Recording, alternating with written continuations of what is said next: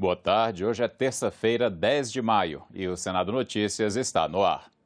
A Comissão de Assuntos Econômicos aprovou o projeto que concede isenção de PIS/COFINS sobre as vendas de milho em grãos, farelo de milho e óleo. Se não houver recurso para votação em plenário, esse projeto seguirá para a Câmara dos Deputados. A intenção da proposta é conceder ao milho o mesmo benefício tributário que já é concedido à soja e derivados. Durante a tramitação na Comissão de Agricultura, foi incluída uma emenda acrescentando a isenção também a outros derivados do milho, além do farelo e do óleo. Mas a relatora na Comissão de Assuntos Econômicos, senadora Cátia Abreu, retirou a isenção para esses outros derivados, porque iria aumentar muito a perda de receitas para a União. Um dos benefícios da proposta aprovada pelos senadores é incentivar a indústria do etanol de milho. Ao desonerar os farelos e óleos de milho, promove a competitividade a cadeia do etanol de milho, considerada fundamental na economia verde por suas importantes contribuições para a mitigação de gases de efeito estufa, redução da dependência dos combustíveis fósseis e para alcançar as metas de descarbonização assumidas por nós, brasileiros, em compromissos internacionais. Em 5 anos, o setor do etanol de milho saiu de uma produção desprezível, senhor presidente, para a atual projeção de 4,5 bilhões de litros na safra 2022-23, o que representará 15% de todo o etanol produzido no Brasil. Nós temos a informação através das associações de produtores de proteína no Brasil, de quanto se elevou nesse período de um ano, em torno de 44,7% o custo da ração animal para todas essas atividades. Portanto, a desoneração do farelo de milho para esse momento e nessa iniciativa é importante para que essa incidência da contribuição do PIS, PASEP e COFINS seja igual à do farelo da soja, no momento em que o Brasil vive grandes dificuldades nessa questão do aumento dos juros nominais, dos encargos financeiros. A Comissão de Assuntos Econômicos aprovou também projeto que acaba com a preferência da União na execução de dívidas tributárias. O texto será analisado agora pelo plenário. Atualmente, pela legislação, a União tem preferência no recebimento de créditos cobrados judicialmente. Em seguida, vêm os estados, o Distrito Federal e os municípios. O projeto aprovado pelos senadores altera o Código Tributário Nacional para prever que a preferência em receber o crédito será do ente federado que primeiro penhorar o bem do devedor, ou seja, o que tiver feito mais esforços na cobrança. O texto será analisado agora pelo plenário. Terá preferência em receber crédito tributário, senadores Alci, o ente federado que primeiro penhorar o bem do devedor no curso da execução fiscal, não havendo nenhuma preferência vitalícia para nenhum dos entes federados. Audiência pública para discutir políticas da Petrobras e aprovação de acordos internacionais firmados pelo Brasil. Assuntos que movimentaram outras comissões do Senado nesta terça-feira. Na Comissão de Relações Exteriores, foram aprovados textos de acordos internacionais firmados pelo Brasil com o Vietnã, Sri Lanka, El Salvador, México e Áustria. Também foi aprovado acordo relativo ao trânsito dos serviços aéreos internacionais, assinado em Chicago, nos Estados Unidos, em 1944. Este acordo tem a adesão de mais de 130 países. O Brasil aderiu ao mesmo em 2019. Estamos certos de que a ratificação do acordo em exame contribuirá para a melhor conformação das regras nacionais do setor aéreo às necessidades do mercado internacional de aviação civil. Por ser conveniente e oportuno aos interesses nacionais, constitucional, jurídico e regimental, somos pela aprovação do projeto de decreto legislativo número 256/2021. Na Comissão de Infraestrutura, os senadores aprovaram realização de audiência pública para discutir a política de fornecimento e preços do gás natural comercializado pela Petrobras. Outros 3 assuntos foram acrescentados ao debate: alienação das refinarias, desfazimento de ativos e distribuição de dividendos. Para o autor do requerimento, o fato de o Brasil refinar o próprio petróleo que produz conta pouco diante da lógica adotada pela Petrobras. Ela cobra de nós paridade de importação, ou seja, o preço de Roterdã, mais os custos de frete, mais as despesas de internação, como se toda e qualquer molécula de diesel, óleo combustível, GLP, gasolina, nafta, QAV, fosse produzida em Roterdã e não no Brasil, que ainda cobra o frete. Então, nós vivemos num mundo fictício. Agora a gente confere a programação de atividades para esta tarde aqui no Senado e no Congresso Nacional. Às 12h30 está marcada a audiência pública na Comissão de Transparência, Fiscalização e Controle e Defesa do Consumidor para debater a situação da saúde no Distrito Federal. Às 3h30 da tarde está marcada a sessão do Congresso Nacional para a promulgação da Emenda Constitucional 121 sobre benefícios tributários ao setor de informática. Às 4 da tarde, sessão plenária do Senado. Na pauta, votação de nomes indicados para diversos cargos públicos. Constam também algumas proposições, como o projeto de lei sobre gastos com publicidade dos órgãos públicos no primeiro semestre de ano de eleição, a PEC, que eleva para 70 anos a idade máxima para a nomeação de membros de tribunais superiores e de tribunais regionais federais, o projeto de lei que institui a Semana Nacional do Estatuto da Juventude, o que reduz pena para crimes contra as relações de consumo e inverte o ônus da prova para comprovação pelos fornecedores da adequação dos seus produtos ou serviços ao consumo e ao uso, e o que altera leis referentes à atuação dos advogados, como prerrogativas e honorários advocatícios. O presidente do Congresso, Rodrigo Pacheco, se reuniu hoje com representantes do Ministério das Minas e Energia e das agências reguladoras de energia e águas para definir medidas que assegurem a manutenção do atual volume das águas dos reservatórios de Furnas e Peixoto, no sudoeste de Minas Gerais. A preocupação é com o início do período de estiagem. Hoje temos uma realidade muito positiva. Os reservatórios cada vez mais aumentando, só o reservatório de Furnas com mais de 85% preenchido. Essa é uma conquista derivada de uma grande mobilização que foi feita. Agora temos um grande desafio, começa o período de estiagem e nós temos que manter os reservatórios como estão. Evidentemente pode ter algum decréscimo, fruto da falta de chuvas que está previsto agora, mas nada que seja o que nós vimos anos anteriores, que era realmente uma escassez absoluta dos reservatórios. Há muito que ser feito ainda e nós vamos estar vigilantes aqui no Senado Federal, que de fato foi uma instituição que cuidou de fazer audiências públicas, de convocar e convidar todos esses personagens para sentarmos à mesa tempos atrás, até que tivéssemos esse desfecho até que positivo da elevação dos nossos reservatórios de água. O Senado promoveu um debate nesta segunda-feira para discutir a desjudicialização da execução civil. A sessão contou com a participação de senadores e de representantes de diversos setores jurídicos. O projeto de autoria da senadora Soraya Tronic busca simplificar e desburocratizar a cobrança de títulos executivos civis.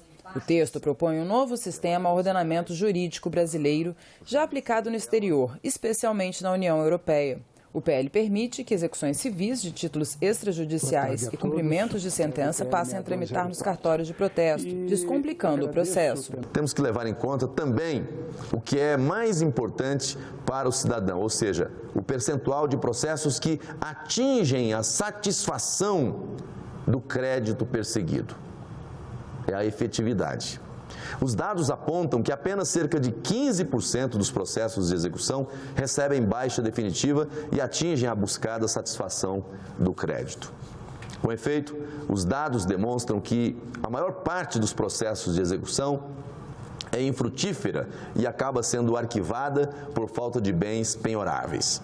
Logo, os juízes acabam despendendo de boa parte do seu tempo com processos que, em sua maioria, não geram qualquer resultado útil para o cidadão.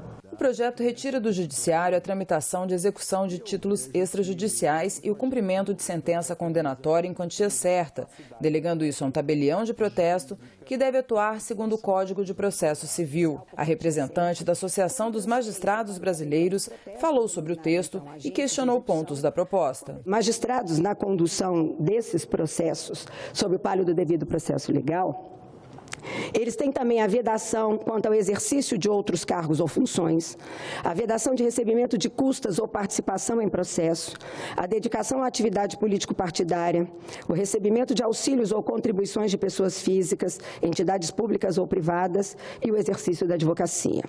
Pois muito bem.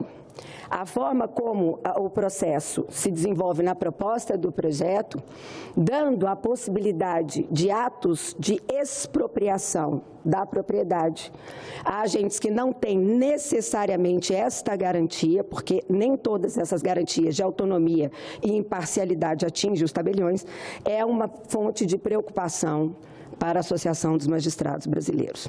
Os cartórios de protesto são aqueles que recebem as reclamações de contas, cheques, notas promissórias e outros documentos não pagos. São eles que intimam os devedores e, caso não quitem a dívida, registram o processo.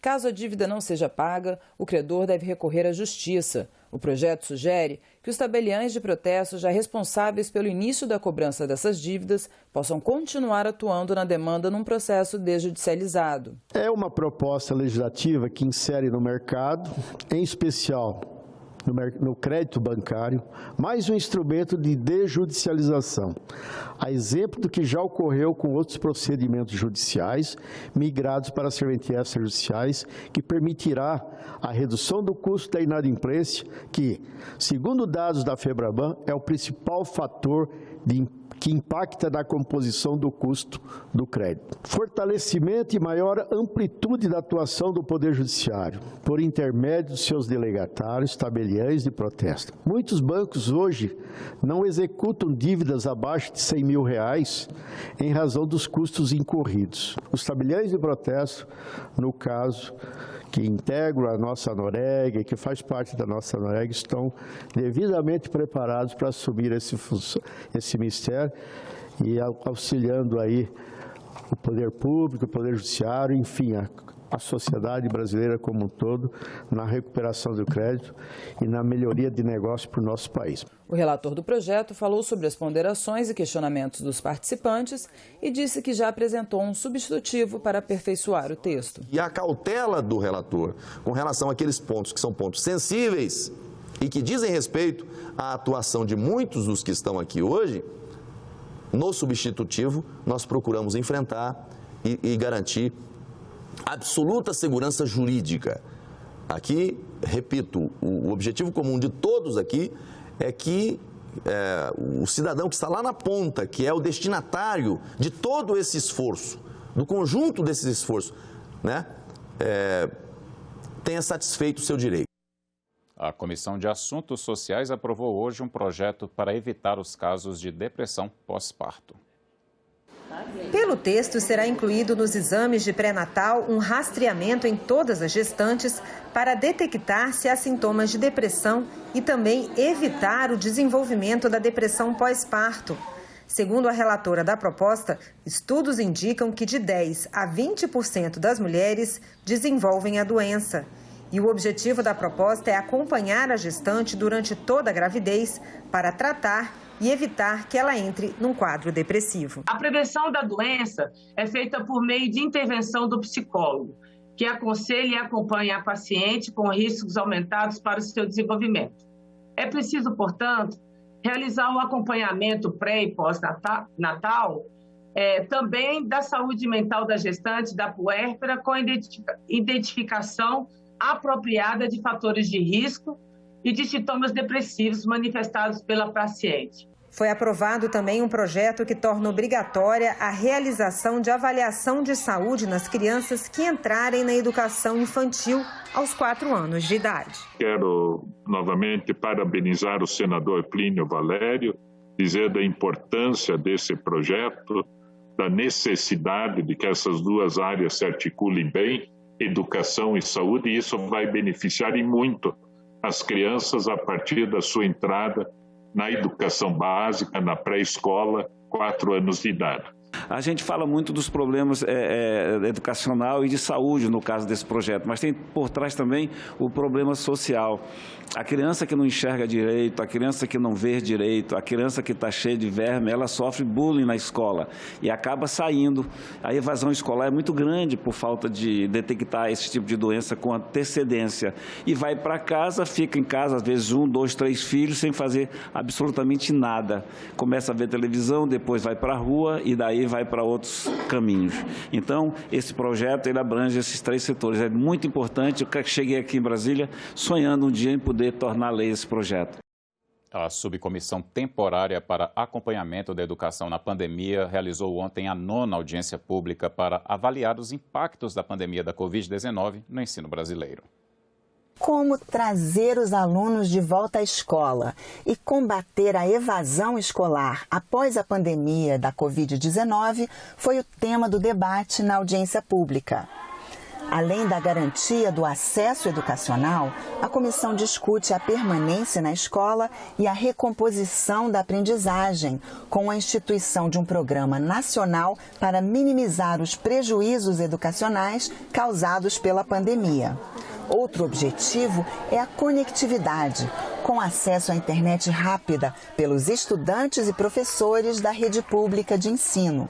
A comissão também trabalha para aumentar o orçamento da educação. Elevar substancialmente os investimentos educacionais nos próximos anos, considerando que a execução orçamentária na educação tem sofrido severos cortes nos últimos exercícios. A representante do Unicef demonstrou preocupação com o percentual de crianças que não conseguem ler nem escrever um simples bilhete.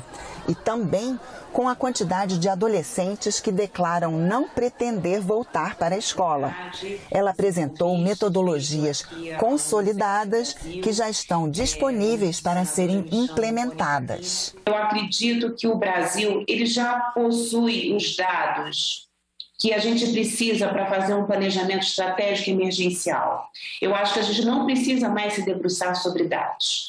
A gente precisa efetivamente identificar as metodologias, as estratégias que o Brasil já desenvolveu, aquilo que a gente sempre ouve dizer, aprender com o Brasil, e efetivamente traçar um plano emergencial que seja nacional, mas que seja sensível e capaz de atender às especificidades locais. A representante da Fundação Lehman também trouxe sugestões. A gente lançou um documento agora em fevereiro deste ano, chamado de Recomposição das Aprendizagens e Estratégias Educacionais para Enfrentar os Desafios Agravados pela Pandemia, que trata de um tripé de desafios, né? A gente não fala apenas de recomposição de aprendizagem, mas de recomposição, busca ativa e saúde mental como um tripé necessário a ser enfrentado. Na coluna de economia de hoje, você vai ver a repercussão da medida provisória editada pelo governo federal com novas regras de contratação de jovens aprendizes e de mulheres. Quem traz os detalhes é a jornalista Antônia Márcia Vale. A medida provisória 1116 muda substancialmente as regras de contratação de jovens aprendizes e flexibiliza a forma de trabalho das mulheres que têm filhos. Esses 2 segmentos sociais são os que mais sofrem com o desemprego. No aspecto que trata da situação das mulheres, a MP foi relativamente bem recebida. A assessora da bancada feminina na Câmara, Ana Cláudia Souza Oliveira, considera um avanço o fato de a medida reconhecer em regulamentação trabalhista o conceito de parentalidade como a responsabilidade compartilhada entre mulheres e homens no cuidado de crianças e jovens. Esse aspecto aparece no artigo que permite que os pais também possam pedir suspensão temporária do contrato de trabalho para participar de formação profissional, mas aliada aos cuidados de filhos menores. Já a possibilidade do uso do FGTS para pagar vaga em creche foi bastante criticada. E as parlamentares apresentaram emenda retirando esse artigo. Argumentam que o FGTS é um recurso para o momento do desemprego e as mulheres são as que mais sofrem nos períodos de crise. Além disso, os governos têm a obrigação constitucional de oferecer vagas em creches para todas as crianças. Nos aspectos do trabalho do aprendiz, a MP recebeu críticas de sindicatos de trabalhadores, políticos e do Ministério Público do Trabalho, mas foi elogiada pelos representantes do setor industrial. O superintendente da área de educação do Senai, Felipe Morgado, considerou um avanço o fato de a MP vincular a aprendizagem à formação profissional escolar no ensino médio e mesmo nos cursos superiores de tecnólogos. O decreto que regulamenta a MP determina também que a contratação de aprendizes seja feita em todas as áreas das empresas e não apenas nos setores de apoio. Hoje, mais de 60% dos quase 500 mil aprendizes contratados atuam como assistentes administrativos e não estão em áreas de formação específica, como deveria ser. Felipe Morgado cita o Canadá como um bom exemplo a ser seguido pelo Brasil. Naquele país, cerca de 40% dos aprendizes estão em áreas que requerem formação realmente técnica, como eletricistas, encanadores e carpinteiros. Já no Ministério Público do Trabalho, a recepção à MP foi negativa. O vice-coordenador nacional da Infância, Wagner Gomes do Amaral, considera que a MP desvirtua totalmente a regulamentação do trabalho do aprendiz ao vinculá-lo a formações específicas. Segundo ele, o programa existe exatamente para possibilitar experiência profissional aos jovens em situação de vulnerabilidade social, que na maioria das vezes estão afastados da escola. E o emprego entra em um processo de ressocialização e volta às escolas. Wagner critica ainda o fato de a MP privilegiar as empresas que hoje estão na ilegalidade e não cumprem a lei do aprendiz. Pela lei, todas as médias e grandes empresas são obrigadas a ter no mínimo 5% e no máximo 15% do número de empregados na categoria de aprendizes. Na MP, o governo reduz em 50% a multa dos irregulares e suspende a fiscalização do Ministério do Trabalho por até 2 anos. O presidente da Comissão Especial da Câmara, que prepara um novo Estatuto do Jovem Aprendiz, considerou a MP importante nos pontos que tratam do trabalho das mulheres, mas totalmente inadequada no que diz respeito ao trabalho dos aprendizes. No entender do deputado Marco Bertaioli, a MP é, abre aspas, um desrespeito total ao trabalho da Câmara, que está ouvindo todos os setores envolvidos no mundo do trabalho para elaborar um projeto que possibilite a inserção de mais de 1 milhão de jovens aprendizes no mercado formal. Fecha aspas. Bertaioli afirmou que vai pedir a retirada de todos os artigos que tratam do jovem aprendiz durante a votação da MP. Já sobre o projeto que ele relata e que trata do Estatuto do Jovem Aprendiz, Bertaioli afirma que será votado na Comissão Especial da Câmara até o fim de junho. Ficamos por aqui. Você pode rever as reportagens desta edição na nossa página na internet, senado.leg.br/tv. Muito obrigado pela companhia e até a próxima.